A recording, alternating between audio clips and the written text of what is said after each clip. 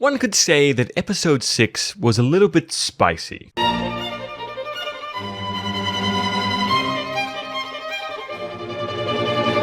But more than that, we really built on the foundations of these characters' new stories, allowing them to take control of their own destinies again. Harald's completed his oath of revenge, he's now free from that burden. Leif has paid his debts for Freydis and can finally choose his own path. Even here in the beginning, we could see characters like Olaf, who now has room to start moving on his own ambition. We see this with this very cryptic conversation he has with Canute's loyal bodyguard. We hear about some plan that he has in the works that the guy fears may trigger Canute's wrath. But this doesn't shake Olaf's confidence at all, as he points out some pretty valid criticisms. Canute really isn't in a good position to challenge him, as he can maneuver at will and he's tied down in England. Even with the St. Brightstays massacre, which was a massive catalyst boosting the morale and encouraging tons of people to come fight for this big cause, it was still pretty difficult to raise that army and keep it unified. So Olaf has a pretty good gamble here of betting that Canute wouldn't be able to raise the morale of his men enough, especially as the head of an English army, to fight against him. And just in case that's not enough to go on, he even heads to Denmark and begins to hatch a plan with Canute's wife. You possess more power than you think.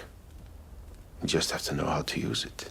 So just as Olaf is trying to get his ambitions back on track, we see Godwin is doing much the same in England. I really enjoyed the scene we got with him and the other aldermen, the way he keeps himself dignified and straight-faced, even as they deride him and call him a bootlicker for this new oppressor, and then the perfectly coy way in which he sentences this guy to death.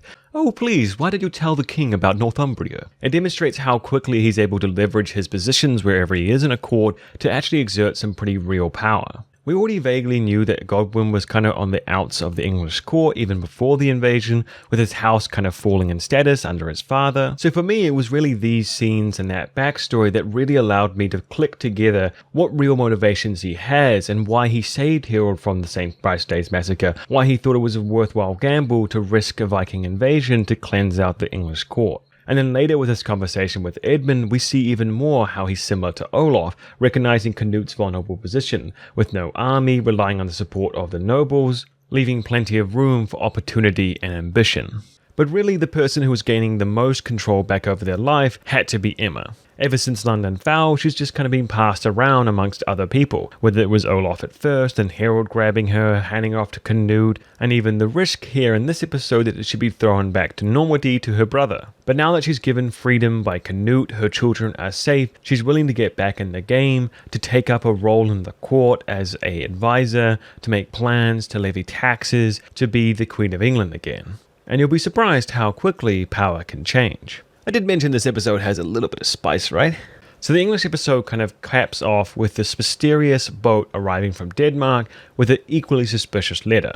So it really seems that Olaf is already working his magic and Emma is in the line of sight. So we pick back up in the Freydis storyline with her arriving back to the healer's hut and finding her friend strung up like a cross and killed. So Jarl Kore in the previous scene with the baby and stuff seemed a little bit off to us, right? A bit unhinged. But in this episode, he truly shows his insanity. Like Freydis finds him rocking a baby on a tree stump surrounded by decapitated heads of pagans. And the entire way he presents himself, from his mannerisms, from the costume with the hood and the way he speaks, he exudes such an ominous, villainous vibe, and it really works. And then when you add his followers in, who always have this strange ominous music and perfect sound design with the rearing of the horses, the flashing and the lightning, they really lean into that kind of horseman of the apocalypse theme, using them as symbolism of Ragnarok as this Christian wave wipes out the old Norse world. So for some reason when he finds out that she's supposed to be the last daughter of Salar or whatever, and sees her with the Sword of Kings, he decides to let her go and send a message to Harkon. As much as the other characters in England are plotting and scheming to prepare for their big plans, we see Jarl Kore is very much doing the same. Even when he walks into Uppsala and speaks with the priest, he says, "I'm here to prepare."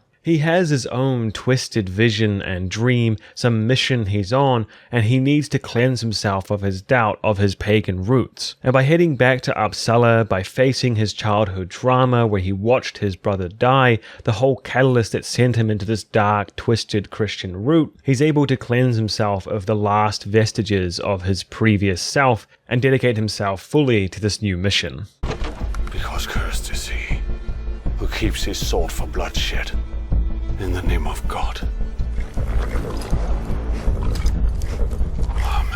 So since Freydis has kind of gained her revenge by killing her attacker, she's seemed a little bit aimless, not knowing what direction to go in. And much like the rest of the story, she finds her destiny too. In contrast to Jarl Kore being this warrior whose trauma led him to mission for Christianity, we see Freydis' news to her trauma in the opposite direction. Even as Ragnarok descends and the last days of the old ways come to a close, she'll be that last warrior fighting to the bitter end. And we see how this new resolve that she's found from her friend's death has led her to see Harald as the enemy, to be a lot more cold towards him. It's only when we get this kind of really nice scene in the big great hall where we have the storyteller going through their adventures and sagas, and Harald gets a chance to prove that he does care about the Viking way. She gets to see a person who isn't zealous and deadly in their beliefs, but can live in both worlds seamlessly. He may be a Christian Viking, but he'll speak of Valhalla and the honor of those who died going there.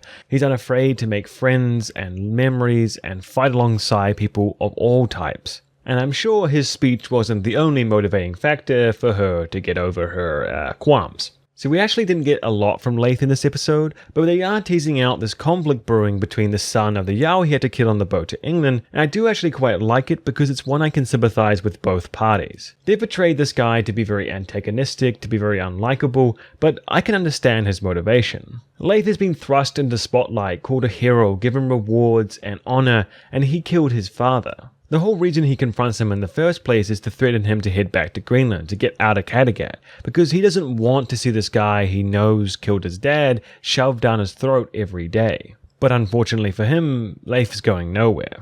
And lastly, we see that Harald's trying to get Håkon to support him to be king of Norway.